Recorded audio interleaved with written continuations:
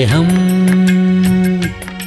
ദിവ്യസ്നേഹം, സ്നേഹം, ദിവ്യസ്നേഹം. അബ്രഹാം തന്റെ മകന്റെ വിവാഹകാര്യം വന്ന സമയത്ത് അദ്ദേഹം പോയില്ല. ആരെ അയച്ചെന്നറിയാമോ? തന്റെ പ്രധാന ദാസനെ അയക്കാനിടയായി.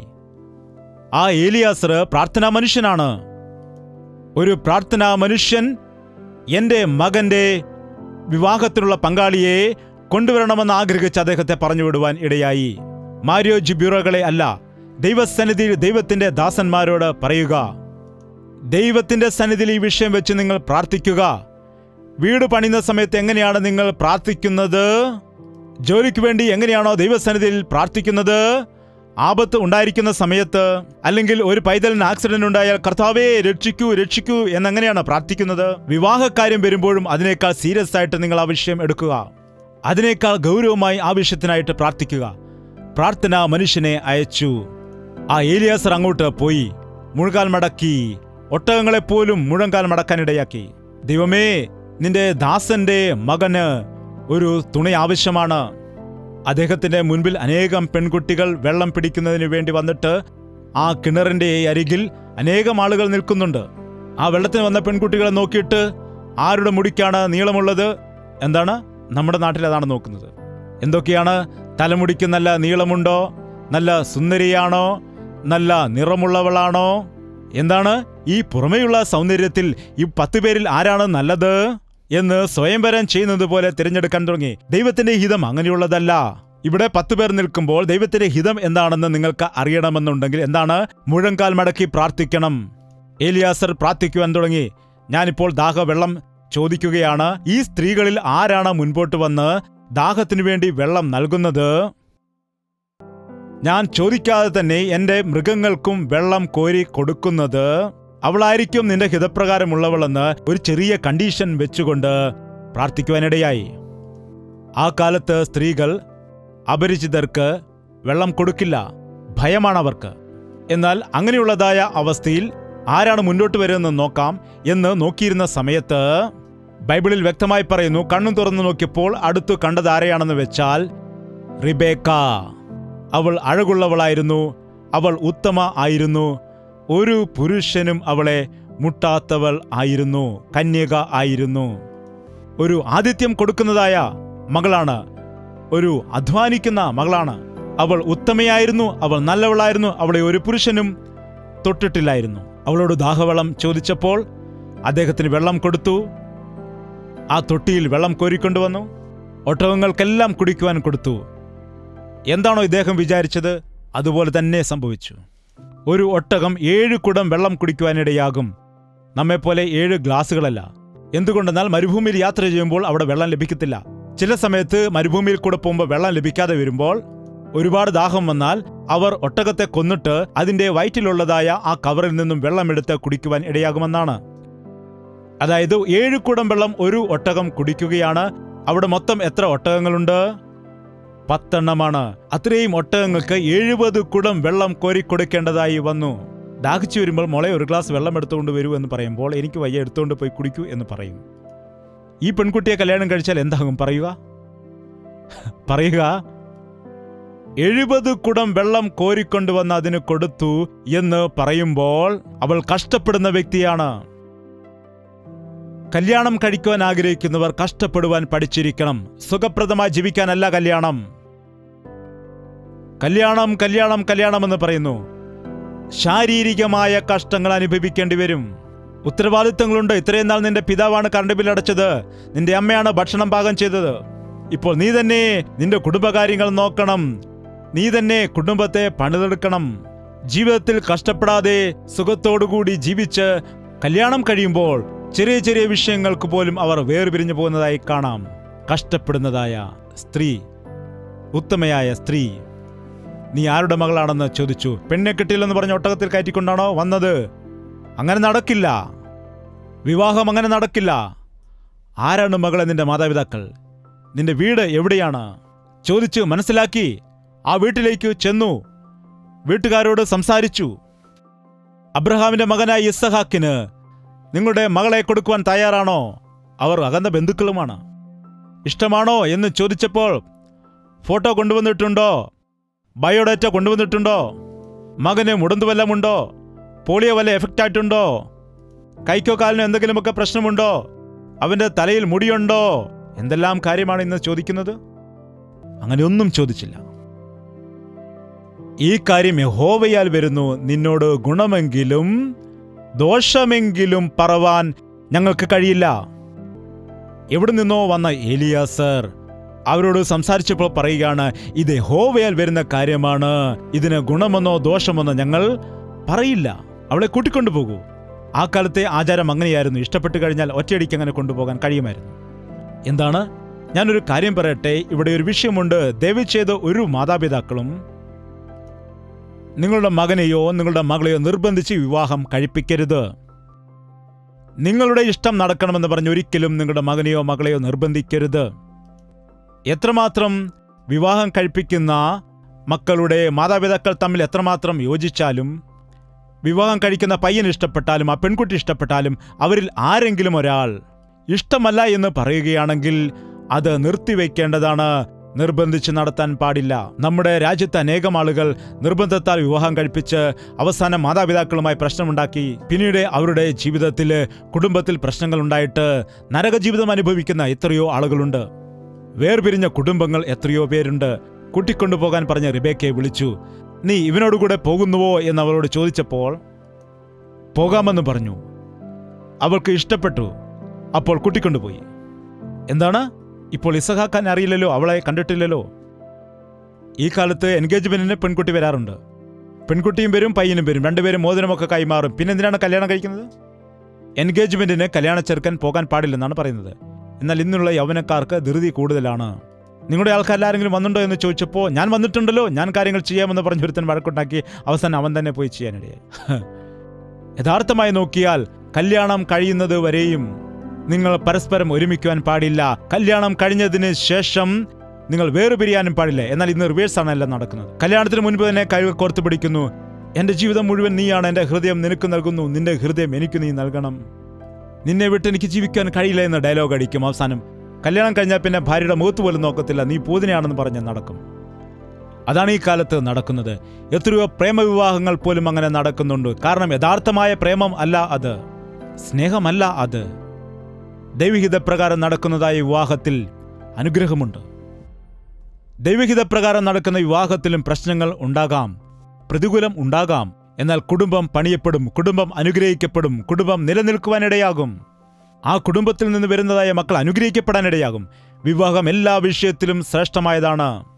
ഒരു കാര്യം ഞാൻ പറയുകയാണ്, വിവാഹം നടത്തുവാൻ ആഗ്രഹിക്കുന്ന മക്കൾ, ഞാൻ എപ്പോഴും ഞങ്ങളുടെ സഭയിൽ പറയാറുണ്ട്, നിങ്ങളോട് ഞാനിപ്പോൾ അത് പറയുകയാണ്, വിവാഹത്തിന് വേണ്ടി 2 വർഷം നിങ്ങൾ പ്രാർത്ഥിക്കണം.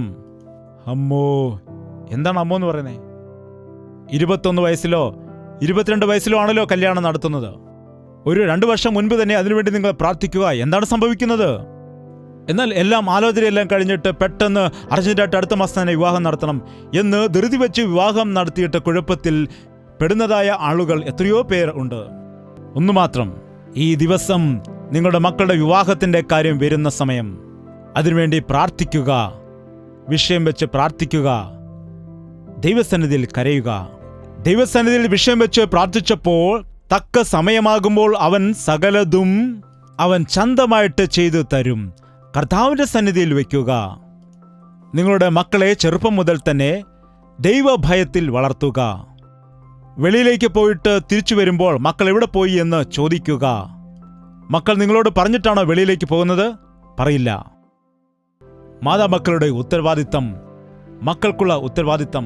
അമ്മയോട് പറയാതെ എന്തിനാണ് പെൺകുട്ടികൾ വെളിയിൽ പോകുന്നത്? ഉൽപ്പത്തി 34 അധ്യായത്തിൽ ദീന എന്ന പെൺകുട്ടിയെക്കുറിച്ച് കാണാൻ കഴിയും. പുതിയ ഗ്രാമത്തിൽ ചെന്നപ്പോൾ അവിടെയുള്ള ആളുകളെ കണ്ടിട്ട് പോകുവാനിടയായി. സഹോദരന്മാരോട് ആരോടും തന്നെ പറഞ്ഞില്ല. എന്താണ്? അമ്മയോട് പറഞ്ഞില്ല, അപ്പനോട് പറഞ്ഞില്ല, വെളിയിലേക്ക് പോയി. അവളെ ആരോ പിടിച്ചുകൊണ്ടുപോയി. അവളുടെ ജീവിതം തകർന്നു പോകാനിടയായി. ആ കുടുംബം താറുമാറായിപ്പോയി. അവളുടെ ജീവിതം താറുമാറായിപ്പോയി. ദൈവഹിതത്തിൽ നിന്ന് വെളിയിൽ പോയി. അവളുടെ പേര് ദീന എന്നാണ്, ഡയാന എന്ന് ഇംഗ്ലീഷിൽ. നിങ്ങൾ വീട്ടിൽ ചെന്ന് ആ ഭാഗം വായിക്കുക. ദയവ് ചെയ്ത് പ്രധാനമായും പെൺകുട്ടികൾ വീട്ടിൽ നിന്ന് വെളിയിൽ പോകുമ്പോഴും വരുന്ന സമയത്തും മാതാപിതാക്കളോട് പറഞ്ഞു പോവുക, അതുപോലെ ആൺകുട്ടികളായിരിക്കുന്ന നിങ്ങളും നിങ്ങളുടെ മാതാവിനോടോ പിതാവിനോടോ സഹോദരനോടോ സഹോദരിയോടോ നിങ്ങളുടെ വീട്ടിലുള്ള ആളുകൾക്ക് കീഴ്പ്പെട്ട് ഇരിക്കുക. അപ്പോൾ പിശാചിന് നിങ്ങളെ കെണിയിൽപ്പെടുത്തുവാൻ സാധിക്കാതെ വരും. ഇപ്പോൾ നമ്മുടെ ഉപേക്ഷ കാരണം എന്തെങ്കിലും പ്രശ്നത്തിൽ അകപ്പെട്ട് കുടുംബ ജീവിതത്തിൽ സമാധാനത്തെ നഷ്ടപ്പെടുത്തുകയാണ് ചെയ്യുന്നത്. എത്രയോ യൗവനക്കാരായിരിക്കുന്ന മക്കൾ അവരുടെ ജീവിതത്തെ നശിപ്പിക്കുന്നു. ശിംശോന്റെ ജീവിതം എങ്ങനെയാണ് നശിച്ചതെന്ന് നോക്കുക. ദൈവത്തിന്റെ ഹിതം നോക്കാതെ വിവാഹം കഴിക്കുവാൻ ഇടയായി. എനിക്കിഷ്ടമുള്ളതാണെന്ന് പറഞ്ഞിട്ട് വിവാഹം കഴിക്കാൻ ഇടയായി. അങ്ങനെ അവന്റെ ജീവിതത്തിൽ സമാധാനം നഷ്ടപ്പെട്ടു. ദൈവത്തിന്റെ പദ്ധതിയിൽ നിന്ന് മാറി, ദൈവത്തിന്റെ ഹിതത്തിൽ നിന്ന് അകന്ന് കുടുംബജീവിതം നഷ്ടപ്പെട്ടതായ അവസ്ഥയിൽ വീണുപോകാനിടയായി. ദൈവത്താൽ തിരഞ്ഞെടുക്കപ്പെട്ടവനാണ്, വിളിക്കപ്പെട്ടവനായിരുന്നു, വൻകാര്യങ്ങൾ ചെയ്തവനായിരുന്നു. അവന്റെ ഇഷ്ടപ്രകാരം മാതാപിതാക്കളുടെ അനുവാദം കൂടാതെ പോയിട്ട് വിവാഹം കഴിക്കുവാൻ ഇടയായി. പിന്നീട് വേശ്യകളുടെ അടുക്കൽ പോകുന്നത് പതിവാക്കി ദൈവത്തിന്റെ ആത്മാവിനെ നഷ്ടപ്പെടുത്തി അവസാനം താൻ മരിക്കുകയും അനേകരുടെ ജീവിതത്തെ നശിപ്പിക്കുകയും ചെയ്യുന്ന അവസ്ഥയിലേക്ക് വീണുപോയി. അതുകൊണ്ട് ദയവ് ചെയ്ത വിവാഹ വിഷയത്തിൽ വളരെ ശ്രദ്ധയോടെ നമുക്ക് ആയിരിക്കാം. നിങ്ങൾക്ക് പ്രത്യേകമായ എന്തെങ്കിലും വിവാഹ ബന്ധത്തിന്റെ കാര്യമുണ്ടെങ്കിൽ നിങ്ങളും പ്രാർത്ഥിക്കുക. നിങ്ങളോട് കൂടെ ഞാനും പ്രാർത്ഥിക്കാം. ഞാൻ മാത്രം അല്ല പ്രാർത്ഥിക്കേണ്ടത്, നിങ്ങളും പ്രാർത്ഥിക്കേണ്ടതാണ്. എനിക്കും പ്രാർത്ഥിക്കേണ്ട ഉത്തരവാദിത്തം ഉണ്ട്. ഞാൻ വചനം പറയുന്ന ആളുകൾക്ക് വേണ്ടി പ്രാർത്ഥിക്കേണ്ടതായ ഉത്തരവാദിത്തം എൻ്റെ മേലുണ്ടെന്ന് അറിയാം. ശരിയായ ദേവദാസൻ വചനം പറഞ്ഞു പോകുന്ന വ്യക്തി അല്ല, പ്രാർത്ഥിച്ച് അവരെ പൂർണ്ണതയിലേക്ക് കൊണ്ടുവരേണ്ടുന്ന വ്യക്തിയാണെന്ന് എപ്പോഴും ഞാൻ ഓർക്കുന്ന വ്യക്തിയാണ്. അങ്ങനെ ആരെങ്കിലും നിങ്ങളുടെ മക്കളുടെ വിവാഹ കാര്യങ്ങൾക്ക് വേണ്ടി പ്രാർത്ഥിക്കുവാൻ വേണ്ടി ആഗ്രഹിക്കുന്നുണ്ടെങ്കിൽ നിങ്ങളുടെ മക്കളുടെ പേര് വിവരങ്ങൾ എന്നെ എഴുതി അറിയിക്കുക. പ്രത്യേകമായിട്ട് ഞാൻ ഇരിക്കുന്നതായ സമയത്ത്, അത് ഓർക്കുന്ന സമയത്ത് അവർക്ക് വേണ്ടി പ്രാർത്ഥിക്കുവാൻ ഞാൻ സമയം ക്രമീകരിക്കുന്നതാണ്. നിങ്ങളും പ്രാർത്ഥിക്കുക. വിവാഹം ദൈവത്തിന്റെ ഹിതപ്രകാരം സംഭവിക്കട്ടെ. അത് ദൈവത്തിന്റെ സമയത്ത് നടക്കുമാറാകട്ടെ. അത് ദൈവത്തിന്റെ പദ്ധതിയിൽ നിറവേറട്ടെ. എഴുന്നേറ്റ് നിൽക്കാം, നമുക്ക് പ്രാർത്ഥിക്കാം.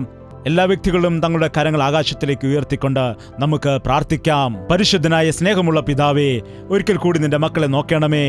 ഈ ദിവസം അതിശ്രേഷ്ഠമായ ഒരു വിഷയത്തെ ഞങ്ങളുടെ മക്കൾക്ക് ഉള്ള വിവാഹകാര്യം നിന്റെ കരങ്ങളിലേക്ക് ഏൽപ്പിക്കുകയാണ്. നിന്റെ ഹിതം തന്നെ നടത്തണമേ, നിന്റെ ഉദ്ദേശം പോലെ നടക്കണമേ. പിതാവേ, ഞങ്ങളുടെ ഇഷ്ടമല്ല, നിന്റെ ഇഷ്ടമാണ് നടക്കേണ്ടത്. മാതാപിതാക്കളുടെ ഇഷ്ടം അല്ല, വിവാഹം കഴിക്കുന്നവരുടെ ഇഷ്ടമല്ല, നിന്റെ ഇഷ്ടം നടക്കണമേ. കർത്താവേ, നിന്റെ ഇഷ്ടം നടക്കണമേ. വിവാഹം കഴിക്കുന്നവരുടെ ഇഷ്ടം നിന്റെ ഹിതമാണെങ്കിൽ അത് നടത്തുമാറാകണമേ. മാതാപിതാക്കളുടെ ഇഷ്ടം നിന്റെ ഇഷ്ടമാണെങ്കിൽ അത് നടത്തിക്കൊടുക്കണമേ. ഒരിക്കലും നിന്റെ ഹിതത്തിന് എതിരായിട്ട് വിവാഹം ചെയ്യാതെ, എടുത്തുചാടി തീരുമാനങ്ങൾ എടുക്കാതെ, ജീവിതകാലം മുഴുവൻ ദുഃഖം അനുഭവിക്കാതെ നിന്റെ കൃപയിൽ നിർത്തണമേ. കർത്താവ്, എത്രയോ മാതാപിതാക്കൾ മക്കളുടെ വിവാഹങ്ങൾ നടക്കുന്നില്ല എന്ന് പറഞ്ഞ് വേദന അനുഭവിക്കുന്നവരുണ്ട്. നീ സകലതും തക്ക സമയത്ത് നടത്തുമെന്നുള്ളതായ വിശ്വാസം അവർക്ക് നൽകണമേ. എത്രയോ മക്കൾ ഞങ്ങൾക്ക് യോജിച്ചതായ ബന്ധങ്ങൾ ലഭിക്കുന്നില്ല, ഞങ്ങൾക്ക് നല്ല അഴകില്ലെന്ന് പറഞ്ഞ്, എനിക്ക് വിദ്യാഭ്യാസമില്ലെന്ന് പറഞ്ഞ്, എനിക്ക് ഒരിക്കലും നല്ല വിവാഹം നടക്കുന്നില്ല എന്ന് പറഞ്ഞ് വേദനിക്കുന്നവരെ കാക്കണമേ. കർത്താവെ, നീ കൊടുത്തിരിക്കുന്ന അനുഗ്രഹം അവർക്ക് അനുഭവിക്കാൻ നീ സഹായിക്കണമേ. കർത്താവെ, പുറമെയുള്ള സൗന്ദര്യത്തെക്കാൾ പുറമെയുള്ള സൗന്ദര്യങ്ങൾ വ്യർത്ഥമാണ്. ഉത്തമയായ ഭാര്യയെ കിട്ടുന്നവൻ ഭാഗ്യവനാണെന്ന് ദൈവത്തിന്റെ വചനം പറയുന്നു. കർത്താവെ, യോഗ്യതയുള്ളതായ ഭാര്യയെ ലഭിക്കുവാൻ നീ സഹായിക്കണമേ. കർത്താവെ, ഉത്തമയായ സ്ത്രീ, യഹോവയിൽ ഭയഭക്തിയുള്ള സ്ത്രീ അനുഗ്രഹിക്കപ്പെട്ടവളാകുന്നു. ആ അനുഗ്രഹം ഞങ്ങളുടെ മക്കൾക്ക് കൊടുക്കണമേ. അങ്ങനെയുള്ള വിവാഹങ്ങൾ ഞങ്ങളുടെ മക്കൾക്ക് നടത്തി കൊടുക്കണമേ. കർത്താവെ, ഞങ്ങൾ പഠിച്ചിരിക്കുന്നതായ പാഠങ്ങൾ വ്യക്തിപരമായ ഞങ്ങളുടെ ജീവിതത്തിനും ഞങ്ങളുടെ കുടുംബത്തിനും ഞങ്ങളുടെ ഭാവിക്കും അനുഗ്രഹമായി തീരേണ്ടതിന് പരിശുദ്ധാത്മാവിനാൽ നിന്റെ വചനത്തെ ഞങ്ങളുടെ ഹൃദയത്തിൽ ഫലിപ്പിക്കണമേ, ക്രിയ ചെയ്യണമേ. പിതാവേ, കർത്താവെ, വചനം കേൾക്കുന്നത് കൊണ്ട് പ്രയോജനമില്ല. ആ വചനം ഞങ്ങളുടെ ഹൃദയത്തിൽ പ്രാവർത്തികമാക്കുവാൻ സഹായിക്കണമേ, രൂപാന്തരപ്പെടുത്തുവാൻ സഹായിക്കണമേ, മാനസാന്തരപ്പെടുത്തുവാൻ സഹായിക്കണമേ. കർത്താവെ, ഞങ്ങളുടെ അവസ്ഥകളെ മാറ്റുവാൻ നീ സഹായിക്കണമേ. കർത്താവെ, നിന്നിൽ വിശ്വസിക്കുന്നവരെ നീ കൈവിടാത്ത ദൈവമാണെന്ന് വിശ്വസിച്ചുകൊണ്ട് നിന്നോട് പ്രാർത്ഥിച്ചുകൊണ്ട് അനുഗ്രഹിക്കപ്പെടുവാൻ സഹായിക്കണമെന്ന് യേശുക്രിസ്തുവിന്റെ നാമത്തിൽ അപേക്ഷിക്കുന്നു പിതാവേ. നമ്മുടെ പിതാവായ ദൈവത്തിന്റെ സ്നേഹവും പുത്രനായ യേശുക്രിസ്തുവിന്റെ കൃപയും ആശ്വസിപ്പിച്ച് വഴി നടത്തുന്ന പരിശുദ്ധാത്മാവിന്റെ കൂട്ടായ്മയും സഹവാസവും നാം ഓരോരുത്തരോടും പ്രാർത്ഥിച്ച സകല വിഷയങ്ങളോട് ഇന്നു മുതൽ എന്നേക്കും ഉണ്ടായിരിക്കുമാറാകട്ടെ. ആമേൻ, ആമേൻ, ആമേൻ.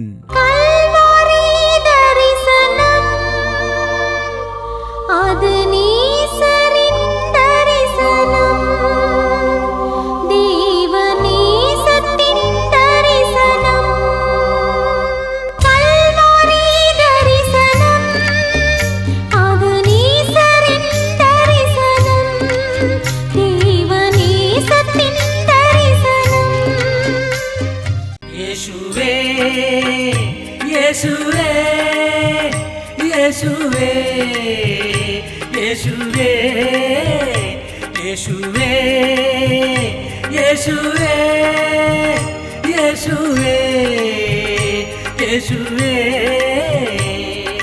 നിന്നെ നിന്നെ എന്നും ഞാൻ സേവിക്കും നീ മാത്രം രാജാവെന്നും നിന്നെ നിന്നെ എന്നും ഞാൻ സേവിക്കും നീ മാത്രം രാജാവെന്നും യേശുവേ യേശുവേ യേശുവേ യേശുവേ യേശുവേ യേശുവേ യേശുവേ യേശുവേ യേശുവേ യേശുവേ യേശുവേ യേശുവേ യേശുവേ യേശുവേ